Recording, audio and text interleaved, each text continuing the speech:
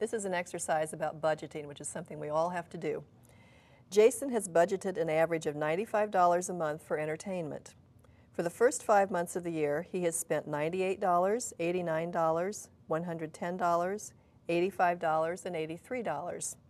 How much can Jason spend in the 6th month without exceeding his average budget? Well, let's begin by familiarizing ourselves with the problem.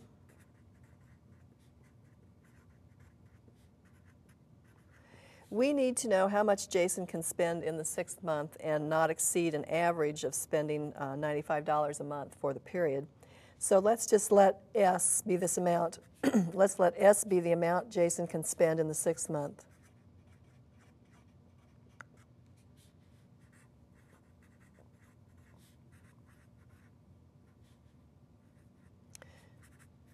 The amount Jason can spend in the 6th month.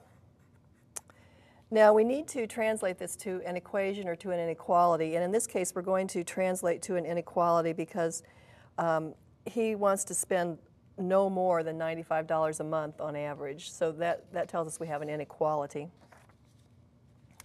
And to do the translation, we know that the average spending is to be no more than $95.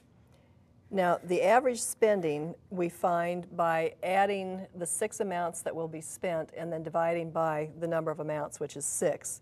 So the average spending is going to be 98 plus 89 plus 110 plus 85 plus 83. These are the amounts he has spent in the first 5 months, and then the amount that will be spent in the 6th month is S, and we divide this by 6 to find the average. So that's the way that we write the average spending. This is to be no more than. We translate no more than to be less than or equal to. It's $95 or less. And $95 just translates to 95. So we have an inequality here that we need to solve now. And let's go to the next step in the process and do that. This is all over 6. And we begin, first of all, by multiplying both sides of this inequality by 6 to clear the fractions. So I'd have 6 times this expression on the left-hand side.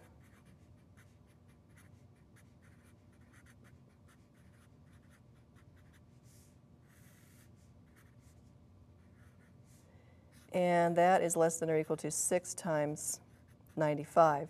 Now when I multiply on the left, I'm just left with the numerator of this fraction, which is 98 plus 89 plus 110 plus 85 plus 83 plus S, and that is less than or equal to 6 times 95, which is 570.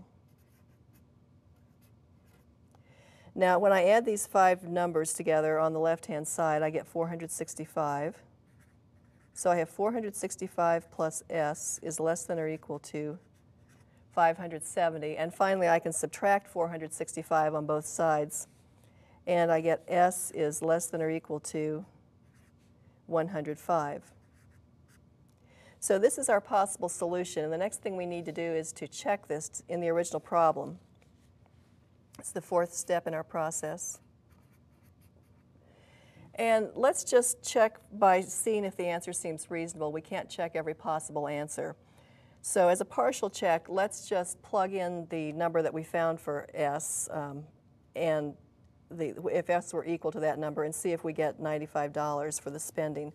So in other words, we're looking at 98 plus 89 plus 110 plus 85 plus 83 plus the number that we just found, 105, all of that over 6. And we'll see what this is equal to. When I add in the numerator here, I get 570. So I have 570 over 6, and that is equal to 95.